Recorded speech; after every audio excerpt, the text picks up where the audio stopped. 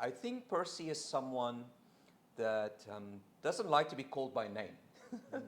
I like to be called P, and the simple reason is two reasons is that people struggle to pronounce my name, and obviously I have a South African accent, which makes it difficult sometimes for Percy or for people to pronounce Percy's name. So what I prefer is P. I was born in a small city in Johannesburg in South Africa, right? And was a mining town or city that developed eventually into a city and became part of a greater Johannesburg metropolitan. And I grew up going to school barefoot. So I learned the value of certain things in life, you know, valuing to have a pair of shoes and stuff like that going to school. So I think Percy is Percy is a person that really loves working with people, engaging with people. I can be a bit shy sometimes, but I really enjoy seeing people grow. And I think that is what Percy is all about, is that putting people first. I think humility is a key factor for Percy. Being able to look at other people's needs before I look after my own. And I think that's powerful. It keeps us grounded. And I think it keeps us at a level where we don't believe we're above people. And even as an owner of Evolve, everywhere I go, I have this acute awareness of making sure that I demonstrate humility.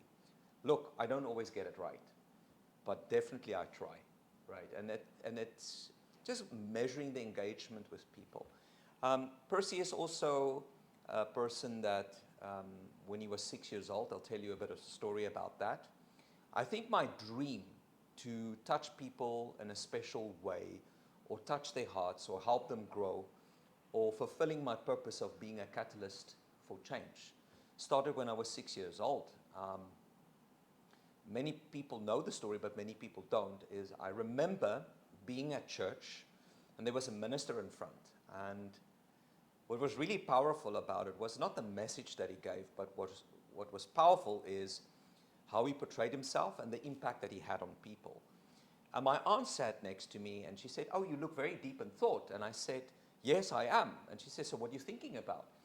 And what was really powerful about that is that I said to her, I want to have the same impact as the preacher in front. And this is not about a faith issue or anything. This is really the significance of being able to touch people's lives in a special way. And I think that's who Percy is, right? It's just trying to remain humble, trying to touch people's lives in an extraordinary way, and I think that's it. Percy, could you tell me about the background, where you coming from? You said about the 6-year story. So what was your journey? What was your journey? So my journey is very interesting. My background is that I attended University of Johannesburg. So I've actually got a logistics background. So I started my career off in a parts department for a truck company called Peterbilt. That's a US-based truck brand, and they were affiliated with Hino Trucks, and Hino Trucks is affiliated with Toyota. So I literally started my career off with Toyota, and it's a very interesting story. My first job was a sweeper. Oh. Yeah. So my job was to sweep and clean the parts shelves. And I did that for a while, and that was a very valuable thing to do because it teaches you a sense of humility, but very smart of my leader or my manager at that point to do that, because I started learning how the systems work, how the parts are packed and binned and picked, how they are located, allocated. And that was powerful in the sense that it takes you from the ground up to understand that people, even if they clean or they just in the parts department for a small role, still has a major contribution. And the other sense is I then started off a career with Toyota South Africa Motors, where I was offered a job. My main function there was mainly business standards, business development, audits, uh, business analysis, capacity model studies, designing standards, operating procedure development. So there was a lot what I did at Toyota South Africa, and I got a lot of exposure traveling to many, many countries through Toyota Motor Corporation and Toyota South Africa, which I'm extremely thankful for. And eventually that landed me a job in South Africa, where I joined a company here in Dubai, and it was the Toyota and Lexus distributor. And that was really interesting because I grew up through the ranks in that organization, from being this distributor support manager to even to the head of after sales for Toyota. And I think that's a bit of my journey in terms of where I started. So I started from being a sweeper and a cleaner in a small little parts department in South Africa to being the head of after sales here in Dubai. And that was a really awesome journey for me, because not that it only have humble beginnings, but it gave me the founding foundation of how to be able to engage with people. And I think that's how we're going to talk about how I established the company Evolve.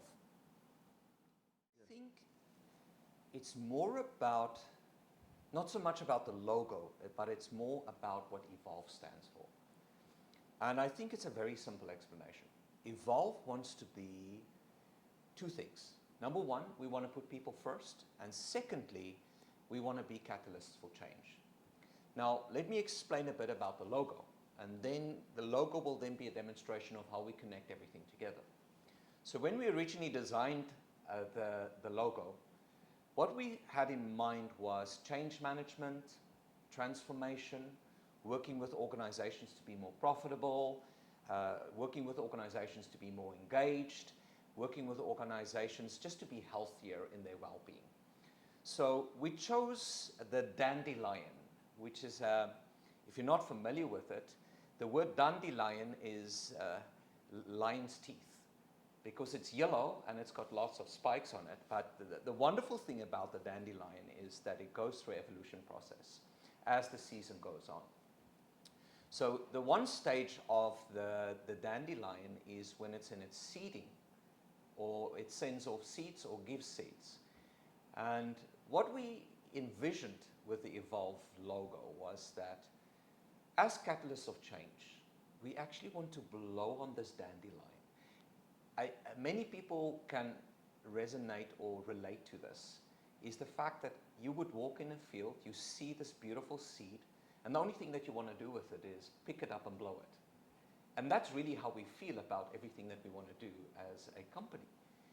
And the powerful thing is that if you blow on this seed, it can travel up to 120 kilometers away. And that's just a perfect example of what Evolve is about.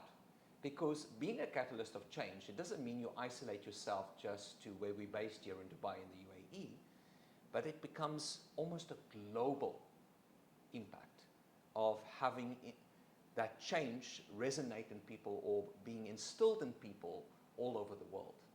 I mean, we coach people all over the world. I've coached people in New Zealand, Australia, South Africa, Europe, Amsterdam, and that's powerful. And that's just such a beautiful example of what our logo is about, is the fact that that seed travels. And the wonderful thing about that seed, once it reaches the ground, it takes about 3 weeks for it to grow.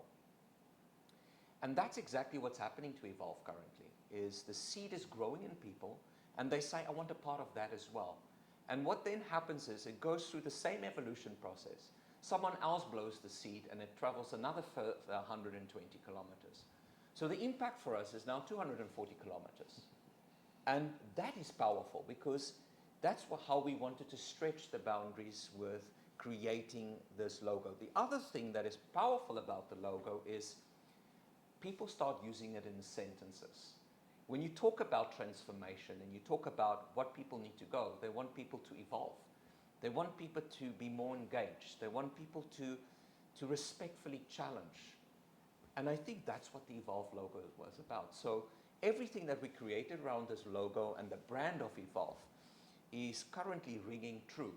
So that's the story of the brand and the logo. The Evolve and the logo, the story behind that was amazing. So what is the uniqueness in Evolve? So we are hearing a lot of company providing the same services. So what is the uniqueness in Evolve? Look, if I look at uniqueness, is the fact that everything that we do, we're based as a strengths-based organization. So for us, it's important that we function within our talents and strengths. And I'll tell you what makes us unique is that I don't have time to invest in my weaknesses. I can be aware of them and manage them, but through the Gallup organization that we have the Clifton Strengths through, we want to really focus on what people are talented at and gifted at. And let me use an example. If we look at that I am capable as a talent, for instance, as a relator, and a relator means that is someone that builds deep relationships. If that score is a 3 out of 10 in terms of its intensity, the likelihood that I'm going to get it to a 10 is impossible. And the time that would take is astronomical. Now, and let me explain that even a bit further. Say, for instance, that same score is an 8 out of a 10 for the intensity of the relator, talent, or strength. To move it to a 10 will take a lifetime, but it will be more impactful because the parameter or the gap is a lot shorter. And that's what makes us unique. What makes us a strengths-based organization is the fact that we have 3 silos that we focus on. The first silo specifically is HR consulting, where we're looking at placing the right people with the right talents and the right strengths in organizations. The second component, or not silo, but component of Evolve, is more related to people development and engagement. And the third component is definitely automotive consulting and consulting at a HR level. But not only that, processes, after-sales operations. So what we do is, to make a long story short, what makes us unique is the fact that we focus everything on a strengths-based organization. Even the people that we interact with, the people that we network with, use their strengths, which means that I'm naturally performing into my talent, which also means that I'm much better at what I'm doing. And secondly, I actually have a purpose and a love for what I do. And that's what makes us unique, is the fact that we find people's love for what they do so that they are more engaged and they feel more, what is the right word to find? They feel stronger and more confident about what they can deliver. And that's what makes us unique. What is the vision and mission of company Evolve? So as I think, I don't need to, I need to be careful to dilute the vision and mission of Evolve. Our vision is to help create strengths-based organizations that are fully engaged and highly profitable. Our mission is to be able to engage with teams, senior managers, leadership within their organization to create engaged teams so that they are more profitable and fit the vision. Also, what we see is that we see Evolve in the next few years as a global company in terms of impacting, very related to the Evolve logo story that we used before. Being able to make an impact at making an impact at a much wider scale than we are today. Okay. So for every business, once they are in the market, they will identify a problem in the market, right? Then all the companies will be coming with a solution. Yeah. So what is the problem you identified in the UAE market, and what is the solution you come up with? There are 5 areas that we've really identified, and that really comes through a lot of consultation with our clients. And we also had it in mind prior to establishing Evolve. And we wanted to close these gaps. I think the first one that we wanted to close was getting people to a point where they are very customer-centric. We find that in a lot of the markets globally and here, there is a very low understanding of what real customer service is.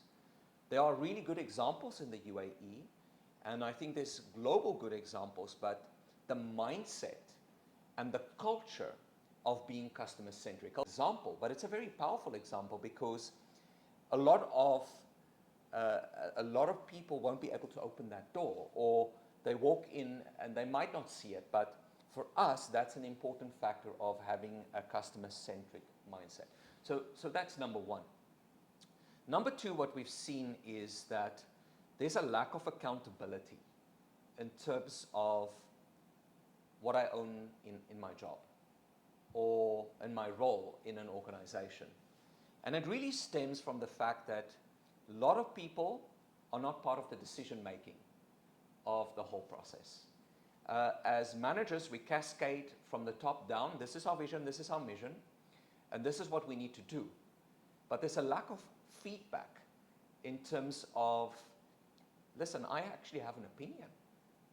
And I think this is the issue that we want to address. We want to make sure that whether you are a cleaner in an organization or whether you are the CEO or CTO or CFO of a company, that we all have the same vision, mission, values, and concept. And that feedback is so important that, and I've learned, I'll use an example. What I used to do in my previous job, I got a lot of my customer-centric information from two people. It's custom in the UAE that when you take your car for a service, the first person that you meet is the security officer. And in many instances, I would go and sit and have coffee with that security officer from an engagement perspective to understand what our customers experience. And not only that, what is he experiencing? And what that really helped us do is develop people and understand that customer centricity starts from the first touch point. And we wanted to close that gap. So now you can see how customer centricity and our next goal fits together. And the second person is the cleaner. Those are the people that open the dealership or open an organization. And they have the first customer touch points to know how the customer behaved when they walked in. As simple as a customer walking in and not having a cup of coffee, or there were cups standing around and the customer complained about it. And I think that's what I mean with a bottom-up approach, is that it's impossible for a CEO of a company to understand what happens on the ground level. But if you create a structure of feedback in terms where people are highly engaged and they take personal ownership and accountability of their role and responsibility, it makes it easier that someone would provide a cup of coffee without thinking about it and having a customer-centric mindset. The third gap that we've identified is that in many areas, there's no culture of challenge. And you can see how it is interlinked. And what I mean by that is that challenge means that I want to have an opinion, but I can't make an opinion because of the silo system in organizations, or the dilution of the manager role, or the authority levels, or whatever that structure in an organization looks like. But if I can create a platform whereby people can give natural feedback and they have an opinion and they have accountability and responsibility to take action on behalf of the managers because they've given them permission, it means that the input that this individual has given drives engagement. Because the cleaner might suggest that in the morning that, listen, why don't we do this for the customer? Let's have a few bottles already standing. Let's make sure that the coffee is already brewed in the morning and ready while the doors are opening. And that could be the biggest impact that you have on your customer engagement. And I think that's what I mean, that people have the opportunity to respectfully challenge managers so that managers can understand that this is what we need to do for our people and for our customers. So the evolve, the portion of the evolve where it is coming, like you said, from the bottom to up. So what is the role of evolve doing in the companies? So this is where we consult. This is where we have consultations with people to say, what does the engagement levels look like? And what we've got something called the Evolve Development Program, and a very basic structure. It is an engagement survey coupled with consultation, and then looking at the leadership's natural talents through the Clifton Strengths Assessment and Profile, which is supported through Gallup. And then what we look is, this is my talent, this is my team's talent, This is my individual talent. This is how I can contribute, and this is how I can have an impact as an organization. The consultation part means being brutally honest about where am I at in the organization? Do I have a career development plan? Does my opinion count? And that's why we've coupled the Q20 survey to this whole Evolve development program, because it gives us direction. It tells us what the cultural feel of the organization is. Post-COVID, we've learned another gap, is the fact that people don't understand the culture that they're going back to. They've been talking to people over Zoom calls or team calls or conferencing calls, and when they return to their businesses, they hardly recognize it. And what we really want to do is we want to reconnect people with their line managers and senior leadership by engaging and letting them have a voice and letting them have an opinion so that we can have interactive conversations. So that's what the Evolve Development Program is. It's an engagement program that helps people connect. And not only that, a lot of the clients, when we consult, learn that they have operational difficulties through maybe not being customer-centric. And it's a whole lot of aspects that form the Evolve Development Program. And as we go along, believe it or not, Evolve Development Program evolves every time that we meet a new client. Because clients' expectations are different. They have different gaps. They have different problems that they're going through. And that means that we cater the Evolve Development Program to the customer's culture, needs, vision, and mission. And that's super helpful, but the grounding foundation remains the same. Engage with people so that we can produce better customer-centric results, that we can be more profitable as an organization, that we can be more efficient and agile as an organization. So currently, what are the companies like which is using the Evolve Development Program? Is there any companies? Yeah, we have lots of companies. We have companies that I can't disclose from an HR consultancy perspective. So from Evolve perspective, our client range is actually quite wide. We're dealing with real estate, fashion retail, automotive clients, the banking sector. So the Evolve Development Program and what we offer at Evolve is not isolated to one area. And as I said before, we adapt the Evolve Development Program to multiple sectors or portfolios of clients, which is really, really powerful. Okay. So whoever is listening to this video, it can be a business owner, or it can be an employee, it can be a senior management. So, so how can we benefit from the Evolve? So what is it in for us? I think it's very easy. We help people be more profitable. How do we do that? We work with their people. We break down the silos. We help people connect. We help people engage at many, many different levels. And then, very importantly, understand the element or the importance of customer centricity. Because there's a simple formula. If your people are engaged, your customers will be engaged, because people will take natural accountability and responsibility for what they are paid to do.